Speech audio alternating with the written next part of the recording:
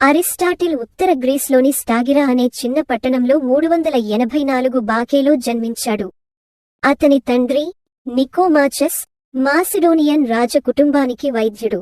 ఇది సహజ శాస్త్రాలపై అరిస్టాటిల్ ఆసక్తిని ప్రభావితం చేసింది. అరిస్టాటిల్ కేవలం 17 సంవత్సరాల వయస్సులో ఉన్నప్పుడు అతను ప్లేటోస్ అకాడమీలో చదువుకోవడానికి ఏథెన్స్కు వెళ్లాడు. అక్కడ అతను సుమారు 20 సంవత్సరాలు ఉన్నాడు.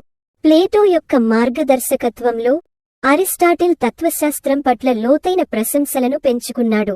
అయినప్పటికీ ప్లేటో పట్ల అతనికి గౌరవం ఉన్నప్పటికీ అరిస్టాటిల్ అతని ఆలోచనలన్నిటితో పూర్తిగా ఏకీభవించలేదు. ఈ మేధో స్వాతంత్ర్యం తరువాత ప్లేటోస్ అకాడమీని విడిచిపెట్టిన తర్వాత అతని స్వంత తాత్విక పని యొక్క ముఖ్య లక్షణంగా మారింది. అరిస్టాటిల్ ఆసియా మైనర్ మరియు లెస్బోస్ ద్వీపంతో సహా వివిధ ప్రదేశాలలో ప్రయాణిస్తూ మరియు అధ్యయనం చేస్తూ గడిపాడు. ఈ కాలంలో అతను జీవశాస్త్రం మరియు సహజ శాస్త్రాలలో విస్తృతమైన పరిశోధనలు చేశాడు.